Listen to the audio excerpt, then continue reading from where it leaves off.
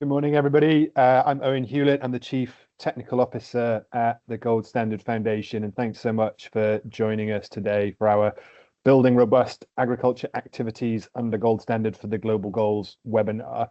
And the aim today really is to introduce our activity requirements for agriculture and two methodologies. But before we pass to our exciting panel, I just want to link that a little bit to the Gold Standard strategy and explain some of the context and some of the thinking behind that.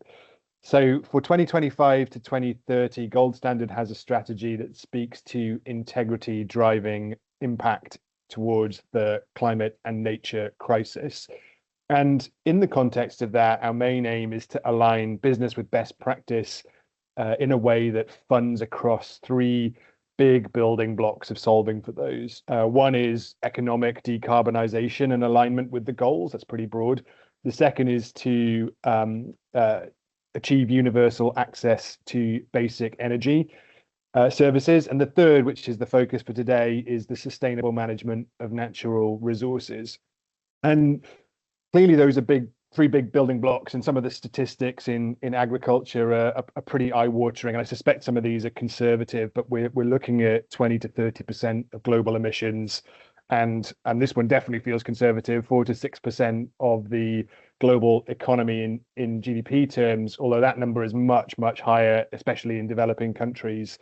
And then I think the human element is really important here too. We're looking at least 1 billion people employed in agriculture, and that's before you get to the people that aren't employed but are still in agriculture. At least 2 more billion people living in agricultural settings.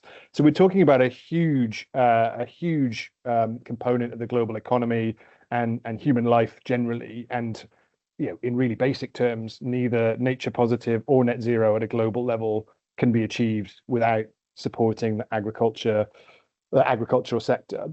But I think those numbers show you something else. The aim here and what we've learned in the last 10 years of carbon markets especially is that we're not here to try to maximize the potential of farmers to reduce and remove emissions. That's certainly not how farmers think of their own role. It's certainly not how we should come along with the market mechanism and impose it on them. Much better, I think, to think about how we do that much more holistically. So how do we shift focus from that to a question of how to feed 10 billion people and have agriculture play its fullest role in resolving those crises? How do we enable farmers and those who support them? How do we maximize their options for activities and tailoring those to the context to maximize good funding, sustainable funding? How do we enable practical solutions that serve farmers in the global north and in the global south? How do we support those that might be excluded from some of the bureaucracy that comes inevitably with market mechanisms? And then I think opportunity as well. How do we support farmers bring forward digital MRV solutions, the use of validated data sets? How do we do that in a way that is ethical without shutting out those who can't apply, that it's well governed, it doesn't leave people with a greenwashing problem? And how do we do all of that maintaining what Gold Standard is best known for, which is high integrity in all of our work, engagement with communities, strong safeguards, and a contribution to sustainable development. So I think that gives you some of the questions we've been thinking about in developing this work. At the same time as developing this work, there's concurrent work that goes on at the foundation and amongst our partners to increase demand, market development and demand building for funding these activities. And that can include through influence of the frameworks that business refers to. So for example, ensuring we embed these mechanisms well in things like science-based targets, or in CORSIA, or under Article 6 and some of the domestic markets emerging. But then, of course, it's also about engaging with those that fund projects, invest in projects, and support projects through the purchase of credits. So it really is always a twin track. Thinking about how we align business with best practice isn't just about buying carbon credits, it's about supporting the work on the ground. So we're super excited to launch this work. We're really also very excited. I'm very personally excited to hear from the panel we've brought together today to talk about it. And so with that, let me hand to Tom to introduce the panel and take it from here. Thank you very much, Owen. And welcome, everyone. It's great to have you with us today. My name is Tom Hayes. I work in our stakeholder relations team. And as Owen mentioned, agriculture is a critical and growing area for Gold Standard, and now we'll really hear about how this strategy translates into our requirements within Gold Standard for the global goals. So the house rules are on screen. I'm sure you've all read those. The session is being recorded, and we'll publish that after. And please do drop your questions in the Q&A box.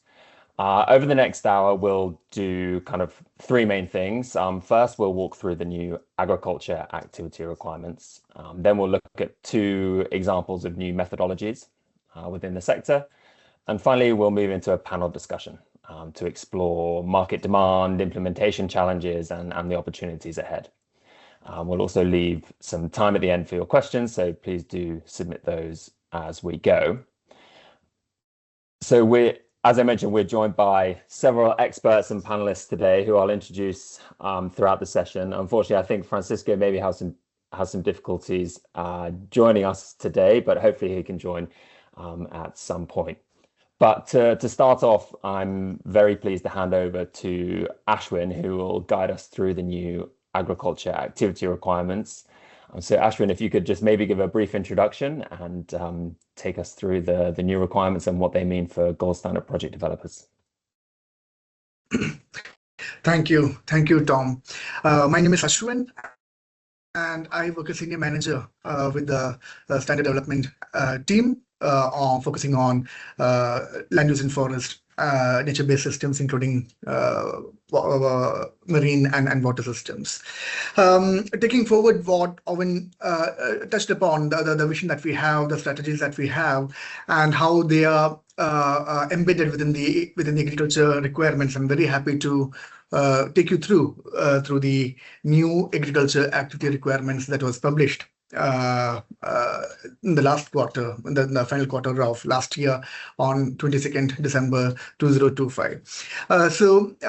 Those of you who understand the gold standard requirements do see this hierarchy of documents where we have principles and requirements, which are the core requirements for all the activities, all the projects within GS4GG, and the activity requirements are very specific sectoral requirements which are to be applied for both, which are applicable to both methodologies and activities within that specific sector. Gold Standard had a land use and forest activity requirements, and till we published agriculture activity requirements in the last year. So agriculture activity requirements essentially bifurcates LUF activity requirements into two. One is agriculture activity requirements, and the other, the forestry component, will as of now follow the LUF activity requirements until we publish a separate module or activity requirements for which are applicable for forestry. So maybe I'll straight away jump into agriculture activity requirements. The next slide, please. So the agriculture activity requirements essentially sets rules for agricultural activities, which includes soil organic carbon, livestock, methane emission reduction from rice cultivation, etc., which would be seeking GS4GG certification. And the document essentially defines the core rules which will be applicable to the sector, including what sort of activities are eligible within agriculture sector, eligible as in to be developed into a new methodology, and what are the key safeguards which are in place, what are the various mechanisms to demonstrate additionality, etc. And these requirements also establish what exactly would be the crediting period, how to renew, what exactly is the time when the crediting period is to be renewed, etc. And I'll be touching on some of the key salient features of the agriculture activity requirements. The next slide, please. Thanks. So why do we need a new agriculture activity requirements? I mean, so point one is to very clearly separate the requirements for forestry and for agriculture separately. Right now, within LUF activity requirements, both these elements are put together, which at times has created a certain ambiguity or confusion among project developers, and this is an attempt to make it easier for anyone going through the activity requirements to easily see what requirements are applicable for agriculture sector and what would be applicable for forestry sector. And just so that you know, we are also planning to move into a modular approach for activity requirements, where each of these sectoral approaches, sectoral requirements would again be trimmed down into very specific requirements, so that it's very easy for project developers to go through, understand what requirements are applicable to the project that they are designing, and what would be the impacts of those specific requirements, and how methodologies talk to the activity requirements, now activity requirements talk to the principles. So this segregation really brings an ease of use of these documents. And the other element is to align the activity requirements to IPCC aligned structure, where we would want specific activity requirements to specific classes for forestry, for agriculture, for wetlands, which is essentially blue carbon and freshwater wetland activity requirements. And we will also be bringing one out for grasslands in due course. The activity requirements also helps the project developers to align with certain external requirements, be it CORSIA or ICVCM or Paris Agreement. This brings much more ease in delineation and understanding how these external considerations, requirements easily are considered within the specific sectoral scope or methodological elements. The next slide, please.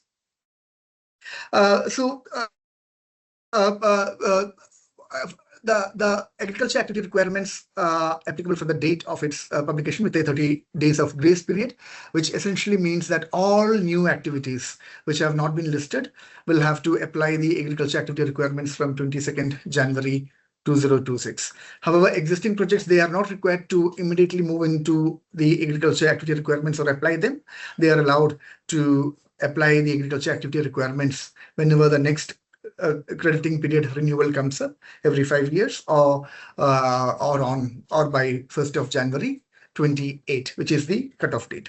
So by 1st of January 2028, all projects would be expected to adapt the requirements within agriculture activity requirements, as long as they are within the agriculture sector, and apply them. The next slide, please. So in summary, the key changes from LUF to agriculture, as I mentioned earlier, clearly delineates the specific activities which are eligible. It includes soil organic carbon, reducing methane emissions and other emissions from livestock management, reducing methane emissions from rice cultivation, and other scopes like precision agriculture, etc., are also part of the agriculture activity requirements. It also explains what sort of activities might be beyond the scope of agriculture activity requirements, and that's explained within the scope of the AGR, and this gives a very clear an exact scope to methodology developers on what sort of activities, what sort of methodologies would be eligible within GS4GG. And in case there is any question that you may have on whether a specific activity is eligible or not, I would suggest to please do reach out to us with a specific activity or methodology concept that you may have. There's a specific enhanced focus on sustainable development within the activity requirements that is always been the focus of gold standard, and there's an enhanced focus on SDGs within the activity requirements. Along with it, there's also a focus on adaptive capacity. How do we ensure that the adaptation impacts that an agricultural activity may have is also brought forward from the methodology point of view, as well as at a project level. So adaptive capacity is also a key focus in the activity requirements. There are changes to the requirements on demonstration of additionality, where there are certain changes which has been brought in into all the options, option 1, option 2, and option 3. Option 1 is the normal method of demonstration of additionality. Option 2 has to do with the positive list, and option 3 is activity penetration rate. And there are some changes which have been brought in all these 3 options.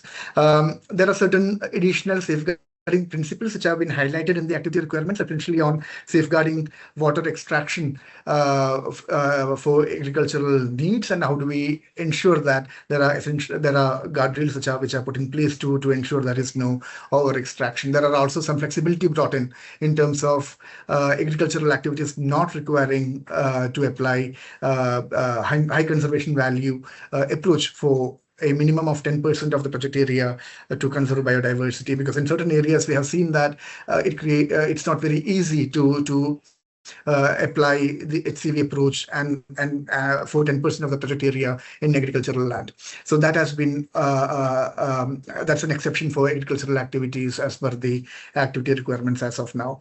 There are certain changes to which has also been brought in on retroactive projects. So right now, as per the AR, retroactive activities, which basically means those activities where the stakeholder consultation happens after the start date of the activity, has to list within 1 year of the start date of the activity, and the validation of the activity is to be completed within 5 years.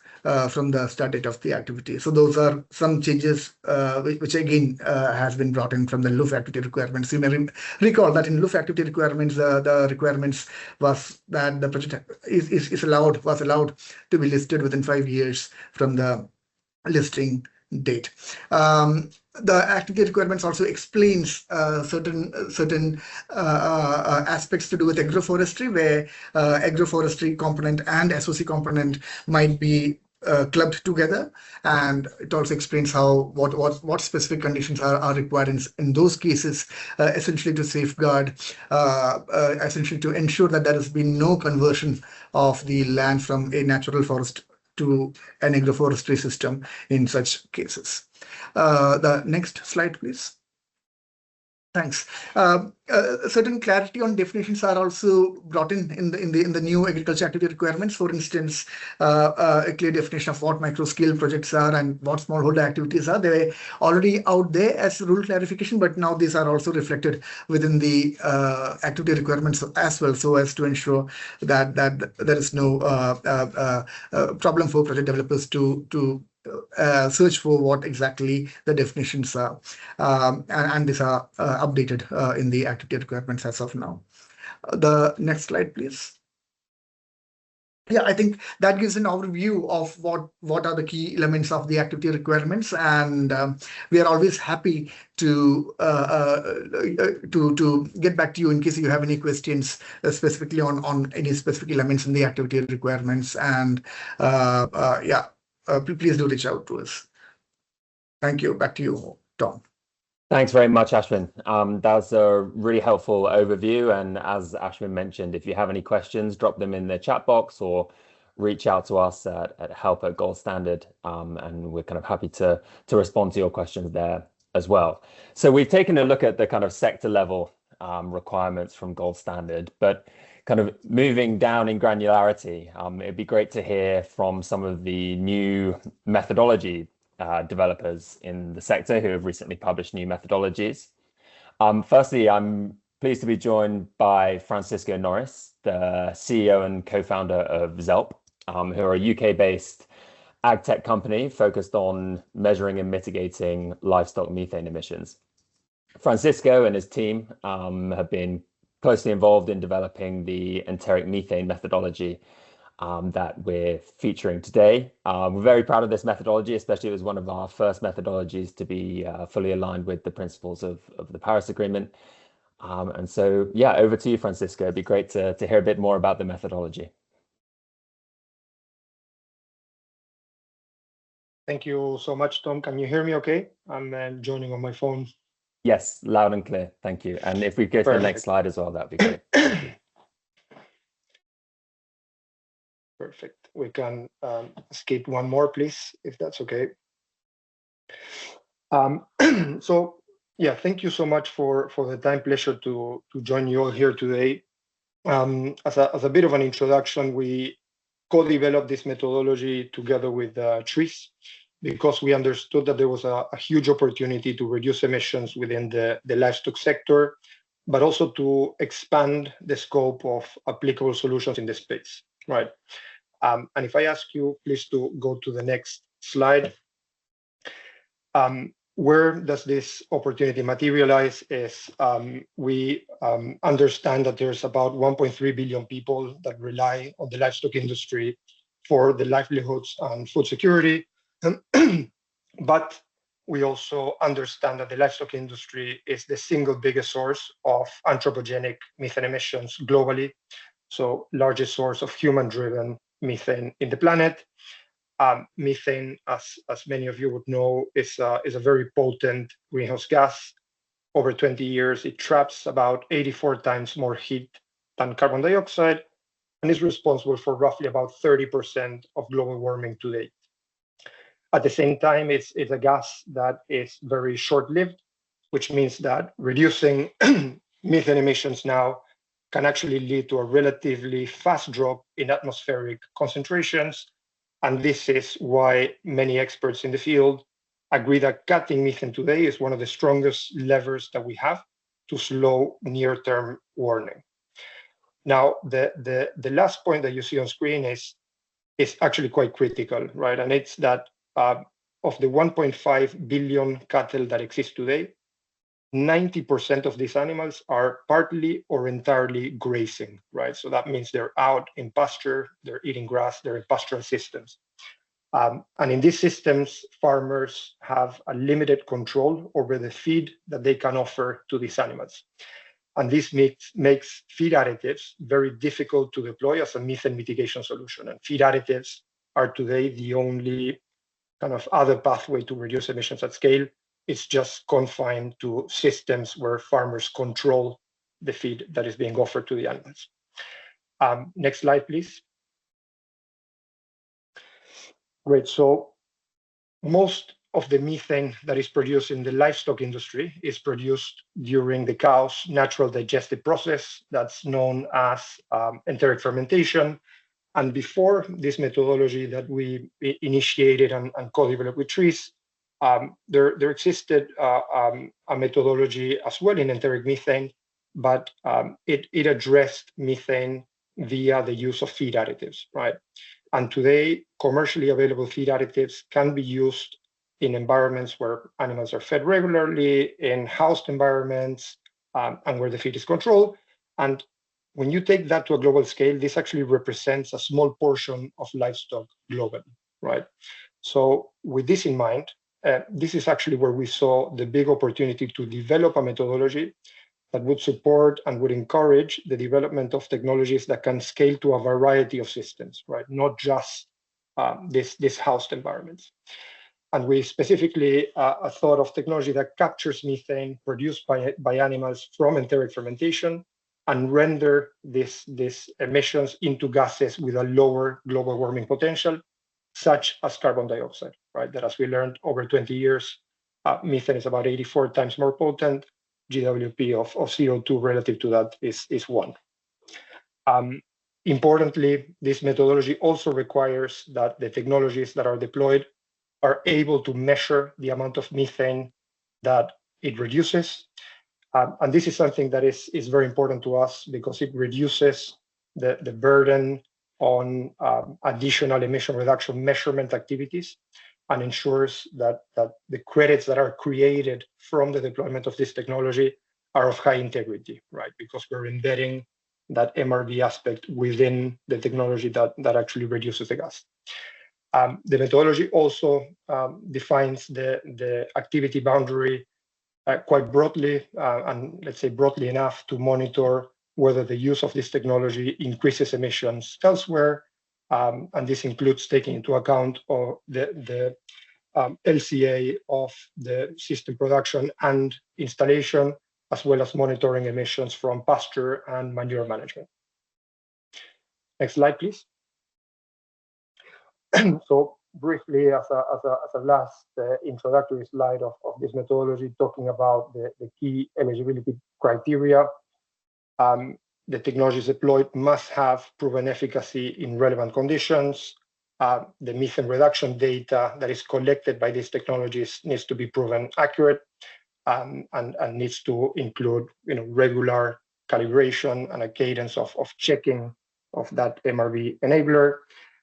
And of course, the regulatory approval for the technology needs securing, right? And this, depending on the type of technology, could be a very straightforward process or a more complex endeavor. We also included safeguards to ensure that the projects that are deployed meet gold standard animal welfare requirements as well as local guidelines. We stipulated there that consultation with local vets is of importance as well to bring these projects to fruition. And there's safeguards to ensure that emissions are not increased elsewhere, so not leading to an expansion of pasture areas or leading to a disproportionate increase in herd size. I leave the introduction there, but we think this is a big opportunity, hopefully, to unlock emission reductions in the livestock space that go beyond, let's say, housed environments, right? That, as we learned from slide number 1, represent a very small percentage of the total inventory globally. Thank you. Thanks, Francisco. I think that's a really great example of how innovation, especially in livestock systems, can translate into measurable impact to address, I guess, the challenge, but also the opportunity that comes with climate change, with mitigation in the sector too. So from one methodology to another, we're going to move over to Martin Gehrig, who's going to kindly introduce another new methodology in the sector. Martin co-founded Trees, a consultancy, in 2009 and has since advised corporate greenhouse gas programs, methodology development, as well as value chain interventions. He's developed, I think, over 7 gold standard methodologies now, and has also acted as an expert reviewer on many of our methodologies too. And this is one of them, as Martin is a standing member of Gold Standard's Methodology Expert Working Group for Agriculture. So over to you, Martin. Just kind of under 5 minutes to give us a brief flavor of this methodology. Thank you. Absolutely. Thanks, Tom. And thanks for the introduction. So I'm presenting this methodology not as a developer, not like it would have been for the ZELP, for the in situ conversion methodology. Here I'm presenting it as a member of the methodology expert group. So we've been reviewing these methodologies. We review all methodologies that come into gold standard to ensure that they actually match what gold standard wants, and the principles and the requirements, the new ag requirements that Ashwin presented will be important going forward in these reviews. So this is a new methodology, and it's actually new in its content. If you go to the next slide, please. It's about mineralization of carbon in the soil. So when we talk about soil and carbon, we usually talk about soil organic carbon, which is organic matter, either plant material or other materials that we introduce into the soil. There is a dynamic process in the soil. It originally comes from photosynthesis through the plants and is then stored in the soil. It's dynamic in the sense that it's a cycling process. The carbon stays there, but it's very active. It actually has an important function in fertility, etc. So SOC methodologies, Gold Standard has a soil organic carbon framework with several modules that covers that. This methodology here is looking at SIC, and you may or may not have heard that before, soil inorganic carbon. And I think the most people probably would have heard from this is from its generation when essentially limestone is weathered and is actually dissolved and essentially mineralized into the soil. And there are programs out there also doing actually enhanced rock weathering as a program. This is not about that. Actually, there are other possible origins for soil inorganic carbon, and one of them is microbial CO2 mineralization. This essentially attaches to the plant process and converts the carbon from the organic material into inorganic form. Usually that's carbonates, so calcium carbonate, for example, in the soil. That also has its function. I mean, soil is roughly half of mineral content. Roughly half of the soil is of mineral content, and calcium carbonate is one of those. So it's a natural part of the soils, but actually it's also stabilizing soil pH. It improves structure as well, potentially supports organic carbon. But what's very important, it's more stable. It's a longer term content than soil organic carbon is. It's a bit less dynamic, at least when we look at medium or higher pH, so non-acid conditions. And we can consider it a long-term carbon sink. So this is also, the result of that is also less affected by the agricultural practices when we compare it to soil organic carbon. So this is kind of an add-on to what we do with soil organic carbon. It's not a replacement. It's really a different approach, but it creates a lot of value and it's actually quite easy to apply. And if you go to the next slide, the methodology is focusing on using microbial inoculants, which are added to the soil to actually increase soil organic carbon through these natural processes, microbial processes, and create mostly calcium carbonate, but also other carbonates as well. That would then remain in the soil. There's a link here to the methodology. It's the first of its kind, as far as I know, on the carbon markets. And it actually has quite an interesting approach to make it safe. If you go to the next slide. I'm actually focusing just quickly on eligibility and safeguards around that.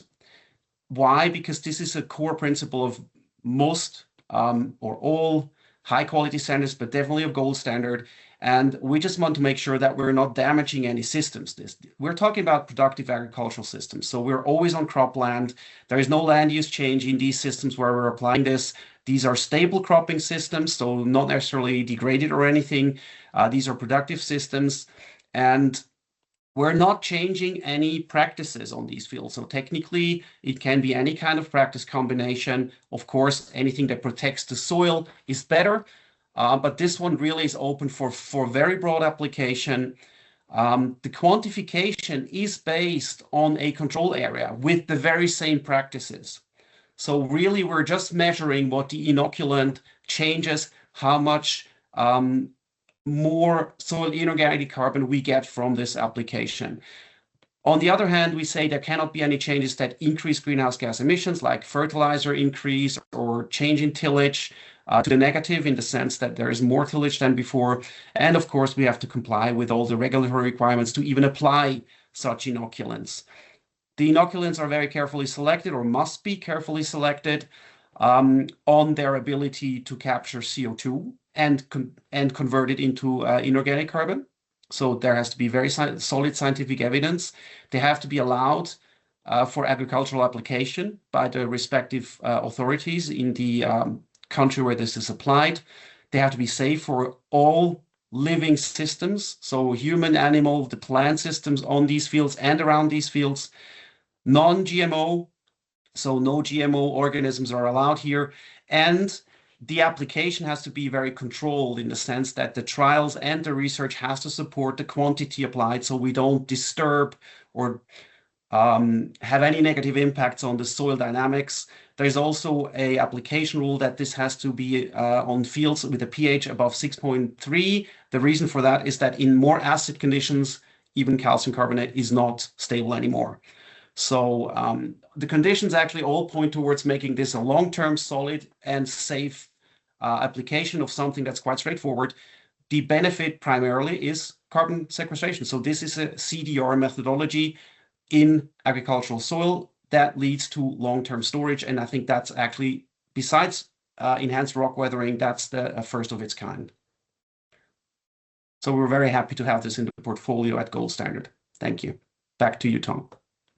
Fantastic. Thanks, Martin. And I think this is, as you say, a really good example of what on the face of it may seem like a straightforward project, but the care that goes into the design and the safeguards to ensure that every project that's developed is incredibly robust is really impressive to see, and part of your work in the methodology expert working group. So what we'd like to do now is kind of build on these methodologies with a short panel discussion, bringing in perspectives from across project development, methodology design, and implementation on the ground across all of our project scopes, whether that's rice activities or soil organic carbon.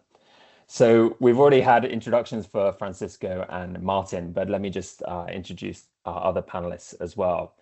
Firstly, we have Jasmeet Singh. Jasmeet is the founder and director of Fair Climate Fund India and brings over 15 years of extensive experience in carbon markets, encompassing, advisory, trading, and project development.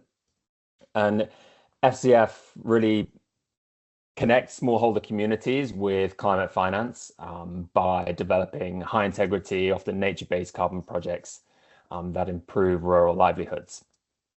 And we're also delighted to have Emma Carey-Brown as well from South Pole. Emma leads South Pole's technical climate project team in Europe, bringing over a decade of experience in the carbon market industry. She is currently heading up South Pole's carbon farming work in Europe, which includes one of the first gold standard soil organic carbon projects that has been registered with us. So we have some great expertise with us today. And we'll just jump into some questions. I think some questions have also come in via the chat, so I'll try and put those to you as well. Jasmeet, let me come to you first. We've heard about the importance of agriculture in climate change mitigation and adaptation, but I want to come to you from the perspective of engaging with buyers and investors. Specifically, kind of how have you seen demand evolve for agriculture projects, and what kind of key quality criteria are buyers and investors evaluating today when they assess your projects? Thanks, Tom, for providing the opportunity on this platform to share our experience. So agriculture is, I think, I would say, most prominent sector when it's come to the demand in the carbon markets. And we are developing a lot of nature-based solutions projects. So based on our experience, the demand is there, but definitely it is very, very selective and diligence oriented from the buyers and perspective. When I'm saying the diligence part, it has actually split into two boxes. One box is mechanical diligence and another box is more quality diligence. So there are stakeholders who are not coming from the carbon background, so they do mechanical diligence, which means which methodology is applicable, whether it is ICBCM approved, what the rating agencies has given, triple B, A and stuff. So these are more mechanical diligence by the investors. But when we talk about more qualitative diligence by the investors, then they are looking forward for the monitoring frequency. And we are talking about the agriculture projects, specifically nature ARR projects, where the monitoring frequencies can spread over 2 to 3 years issuance cycle. So investors are more keen towards annual cycles, not aligning very well with the methodological requirements. The sampling approach, how we can increase from statistical samples to 100% monitoring, certain set of the technology components. So these are the components where we have done certain transactions in the past and onboarded the corporate investors, so they are not quite satisfied with the standards and the methodological piece and bringing their own added things. So and yes, last but not the least is very, very driven by the co-benefits. So carbon is not only transaction. So certain investors in our projects portfolio, we have experiences, biodiversity, soil carbon, whether we are claiming into the project or not, but still they are very much interested to monitor and see the soil health of the project over a period of time, livelihoods, how the fruits or the agri produce will going to be linked with the markets. So these are more qualitative diligence where the demand is quite high and we are still catching up with the supply. We don't have the sufficient inventories in our portfolio to cater those. I stop here. Thank you. Thanks, Jasmeet. And I guess building on that, Emma, and Jasmeet mentioned the importance of soil organic carbon in the sense of it being a co-benefit in some projects, but in your work in Europe, really that's the primary benefit is to the soil organic carbon. And soil carbon projects have been kind of prominent in several kind of high profile offtakes this year. So I just wanted to get kind of your reflections on that growth in demand within the SOC sector.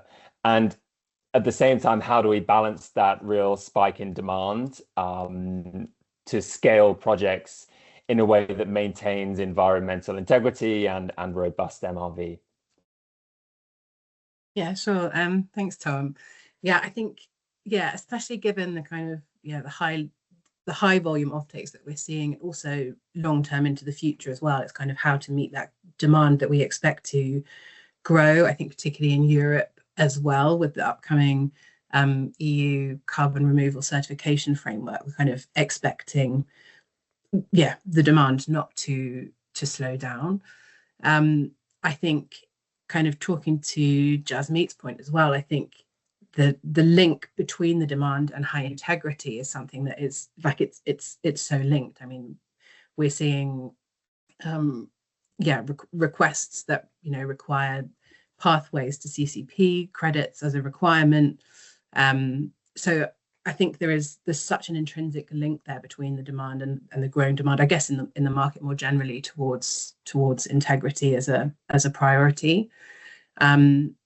For I guess some context for our program, we in partnership with an organization called GAIA-GO implement a soil organic carbon program of activities in France and Belgium currently that applies a biostimulant to soil to bolster soil organic carbon and soil health. And integrity has been at the kind of core of what we're doing. So we implement a measure and remeasure soil sampling approach rather than modeling. And so indeed, the question of how we scale that practically to meet expectations of growing demand is something that we kind of, we look at in great detail. Soil sampling, as I'm sure many people on here know, is kind of a significant monitoring cost, and it's how do we facilitate that to meet the credit demand. So to do that in a kind of a robust way, we've integrated stratified soil sampling so that we can continue to grow and enroll farmers. So we have annual, if not biannual, enrollment cycles every year. So it's kind of a growing program. And how do we soil sample at scale? So we've implemented a stratified approach there, but to kind of further maintain the integrity of the data, we also implement a remote sensing verification of that data to verify practice adoption of cover cropping, for example, or tillage practices across the whole of all plots enrolled, basically. So I guess it's trying to find solutions that work at scale practically, because I think that's quite a challenge of on the ground implementation and actual project development, is things have to be practical to work and to generate the benefit at the end of the day. Yeah, I think that practicality is a really important element, especially when it comes to MRV, not just practicality in terms of on the ground implementation, but also when it comes to implementing cost effective solutions as well. And maybe Martin, you can maybe talk a bit about your experience in reviewing gold standard methodologies. Obviously, a priority for gold standard is ensuring that there is equitable access to carbon markets. So, how can we avoid putting too much emphasis on maybe higher cost MRV solutions, which may price out certain developers or communities? So Martin, I wonder from your perspective, what kind of design features in a methodology or safeguards are most important to kind of ensure that global access and equity in methodologies?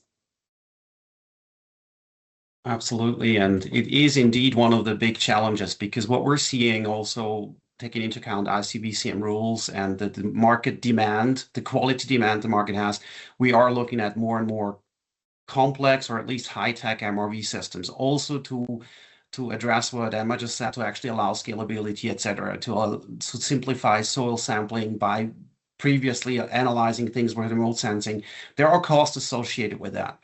But there are also costs associated with manual MRV approaches, especially if you take into account the quality assurance that comes after the data collection, which can be considerable. So it is indeed a challenge to actually keep it at a reasonable technology and cost level while ensuring the quality that is needed for today's carbon credit market.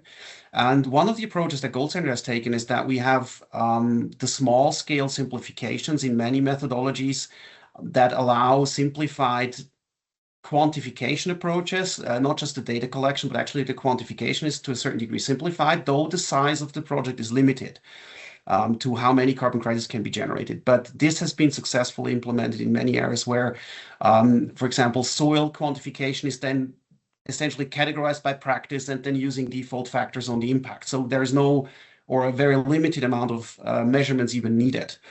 If you take into account other methodologies like RISE, they're actually targeted at smallholders. The RISE methodology is targeted at smallholders who are then heavily supported from the program, so that the load or the knowledge, the complexity is at the program managers, at the project managers and owners' shoulders and not on the farmers. So the farmers are just closely integrated. But it's honestly, I don't think there is a methodology left that you can just throw to a small-scale smallholder farmer and say, look, here's the rule set, just go ahead and do a carbon project. This, in today's landscape of quality assurance around carbon credits, is just not possible anymore. But Gold Standard, in its philosophy and in its hierarchical approach or tiered approach into quantification, has established smallholder methodology. And that, for example, includes a soon to be published, I believe, a methodology for livestock management. So for emission reductions, that is less maybe high tech than what the in situ conversion is, or what even the additives require. And the same is true for many soil management activities, so crop production activities like no-till. They can be implemented without any technology, and the monitoring is pretty much straightforward on field. So soil sampling is the critical part, and there I think we have to balance efforts versus technology application, but it doesn't mean that technology is the blocking element in this component, because we have to take into account the full program cost and efforts. And often the MRV component, for example, for remote sensing data, isn't that high. It's the integration of that into a smallholder system that is a bit of a challenge, but it works. It can actually work with a good sampling plan. Thanks, Martin. And I think you raised a good point. Let's not forget when designing projects or solutions or the MRV side of things. Let's not forget about the farmers on the ground and how they can benefit from a carbon project. And it's something that buyers, are increasingly demanding as well, kind of clear community benefit from projects. And Francisco, I wonder, from your perspective, and kind of looking across the scale of the opportunity as well in the livestock sector, how can project developers ensure that they see tangible benefits from participating in carbon projects, whether that's from the improved practices directly or even from the arrangements between project developers and the communities involved? Yeah, that's a great question. I think probably the first kind of important aspect here is ensuring that there's farmer buy-in, right, for the projects that are being developed. And in that regard, we think is very important that for project and technologies involved, as they are being developed, they're being developed in consultancy and in partnership with the farmers that will actually deploy and use the technology, to really try and understand the needs that farmers have, and ensuring that in that development of the project, the needs are met, right? We found in our particular example that farmers are unlikely to adopt technologies that mitigate methane just because of the fact that they mitigate emissions, right? So there needs to be a clear upside for farmers involved, and upsides on our end may come from many different angles, right? So one of the things that we're working on is embedding additional animal monitoring capabilities to ensure that we can track, productivity, walking, standing, laying, rumination, and a few other metrics that actually represent an upside for the farmer. But beyond that, I think there's a few other considerations that can be made, such as, participating farmers in the carbon proceeds, or bringing the technology to the farms at a reduced fee or a no fee, depending on how that forward acquisition of the credit is structured. And one of the key things that we see as well is that farmers could unlock a bit of a preferential access and bespoke pricing agreements with beef or dairy processors that are uptaking that protein, right? Because in many cases, they are partnering with companies that have aggressive emission reduction targets themselves. So in our case, Tom, having that direct consultation with the farmers all across the process is a very fundamental step to ensure that you get the buy-in and that they see the upside. Thanks, Francisco. I mean, buy-in is incredibly important, and especially in agriculture, on a commercial farm, you may be working with maybe one or two key stakeholders that you need buy-in from. But when you're working with smallholders, it could be hundreds or thousands. So Jasmine, I mean, I guess just the practicality of that and how that actually works in practice. How do you, as a project developer working with smallholders, how do you actually on the ground ensure buy-in throughout the project's lifetime? And I guess how does the gold standard process as well, facilitate that? I would say ground buy-in from the smallholder farmer is very different than the way we are discussing a sophisticated methodology requirements. One of the thing I'll try to explain and compare on both sides. When we put our projects in front of the investors, that there is a buy-in from the farmers, the documents are carbon rights agreement, and they have committed to 20, 30, 40 years with the project. That I can say that is one of the overrated thing, that once we have achieved the carbon rights agreement, farmer has signed it and they will continue for a longer term. That's not the case. On the ground, farmer really don't critically evaluate carbon rights agreement significance. What is the buy-in on the ground is definitely trust and the economics. And when I'm saying the trust and economics, first, it should be more responsible communication that carbon credit is not going to be a gold mine, that it will going to change the poverty status, livelihood status over a period of within a period of 1 or 2 years. So responsible communication to manage the expectations right now, that it's not a gold rush, which they have to take into consideration. For farmers, real buy-in is short-term benefits, with it's come to improved yield, reduced input cost, better market linkages. These three things, I would say, are working in our favor. In wherever we have not done it, learn hard way and then start doing that. One-time engagement is definitely a big failure. So need to engage with the farmer continuously, whether it is required by the interventions or some other co-benefit programs you have to envisage. But continuous engagement with the farmers, short-term benefits we have to communicate. Then those carbon rights and buy-in, you will not going to put any additional efforts, that the agri-produce coming out, bringing better market linkages. So those are the strategies which we have taken into consideration in our programs, and ensure long permanence, low buffers, low risk buffers, and farmers take co-ownership of the project on the ground. Yeah, it's such an incredibly important part of ensuring like the durability of a project, like you say, throughout the project's lifetime, not just at the start, not just to get that initial signature on the dotted line for an agreement. I think even though we have only 5 minutes left, it looks like Ashwin has been incredibly efficient in the Q&A and responding to the questions. So we'll keep going with some questions to the panelists. Emma, I just want to wind it back, I guess, to the agriculture requirements that Ashwin presented at the start. And, as an existing project developer with a project in our pipeline already, what do you see as kind of most attractive about these new requirements in terms of, potentially the simplifications in terms of some of the safeguards, or making the requirements more specifically adapted to agriculture? Yeah, sure. I think earlier,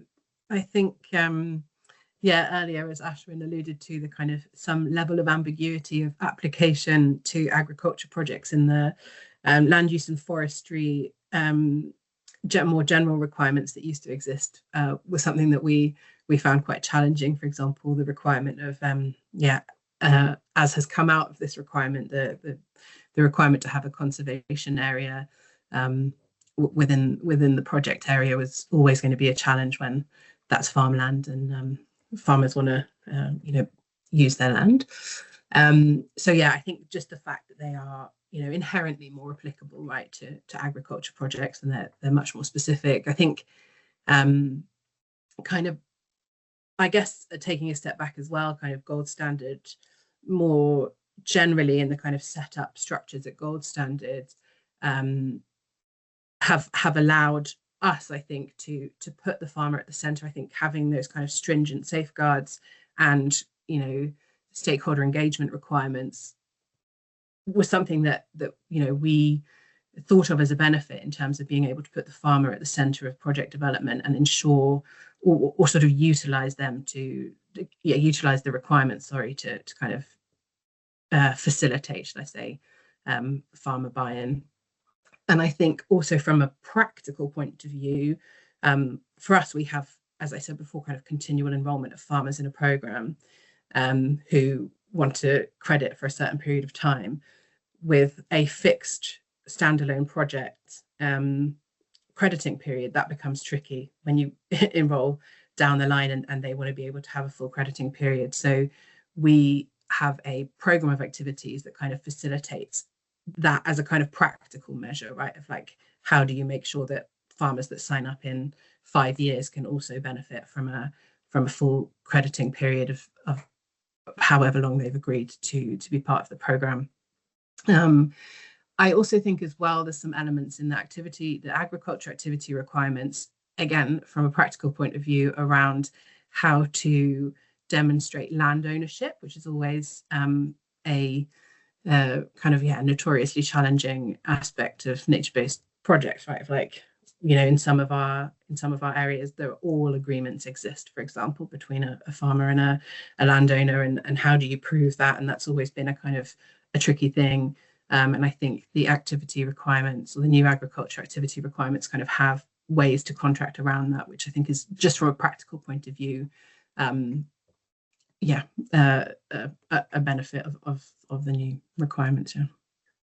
Yeah, that's great. Thank you. I mean, I guess, that's our challenge at Gold Standard is designing requirements and methodologies that can be applied with ease. And so the more that we can, refine requirements over time to meet the demands of developers and ultimately farmers, then that's what we're working towards. And I guess on that note, just as we have a few minutes left, Martin, I'd like to kind of pose a question to you, maybe a forward-looking question. You've been involved in developing many methodologies with Gold Standard in the agriculture sector specifically. And one thing that these new agriculture activity requirements do is they really provide the springboard for new methodologies too, with clear lists of eligible activities and how we'd like those developed. So kind of what emerging methodologies or mitigation approaches would you like to see developed? What would you like to see come across your desk as a reviewer in the working group? Well, the thing is, when we look at agricultural systems, they're productive. I mean, we need the food. It's not like we can do anything with those systems. So we need to do things that actually enhance food production, and at the same time have a positive or a reduction in either emissions or increase in soil carbon. So what we're focusing on is a system that is above ground and below ground, and it interacts. So one of the components that is important is to link those aspects. So we cannot just talk about the soil, we need to talk about production as well. And when we talk about production, we talk about fertilizer and inputs and what happens with the residues, etc. And I think one of the gaps we still have is to have a better view on those emissions, especially on nitrous oxide emissions. And yes, it's a complex system. It's not that easy. But I would love to integrate nitrous oxide emission reductions from improved fertilization, from improved productivity, because that's what soil drives, into these programs. So to kind of have a look at the emission side above the soil and not just at the soil, which we're very strong in. But I think what we've seen in this microbial inoculant methodology, I think there are others out there that can enhance the system. They can enhance soil health in the sense that it becomes more stable. The soil system becomes more stable and thus also is better on organic matter. And the stabilization or the introduction of SOC into the soil becomes more stable over time. So I think it's the integration of these methodologies, aside from additional, be it inoculants or be it practice changes that can be done. I think we need to think more about integrated systems. So what is currently under the soil carbon framework needs to come together, because we're usually implementing multiple practices, not just one, needs to come together. And we need to include the fact that we are producing crops, and that has a footprint in itself, if I may call it that. So for me, it's much about integration, and we are looking at other things, more modern things to input soil, but also to measure. And I think that was the last update. I think we will make big progress going forward is the efficiency of soil monitoring. So it's not necessarily the practices, but also how we assess the change. And there, I think we have big things coming. Thank you, Martin. And I think that's a great point to end on, is not just looking at individual methodologies or approaches, but really how we can integrate those into agricultural systems. So with that, we are at time. So thank you so much to all our panelists today for your inputs. We've covered a lot of ground. So thank you very much to all those who have joined us and have spoken. If you have any further questions on the requirements, please do reach out to us at help@goldstandard. And do reach out to any of the individual panelists as well. Probably best via LinkedIn to speak about their work. But thank you again. Thanks for joining us, and enjoy the rest of your days.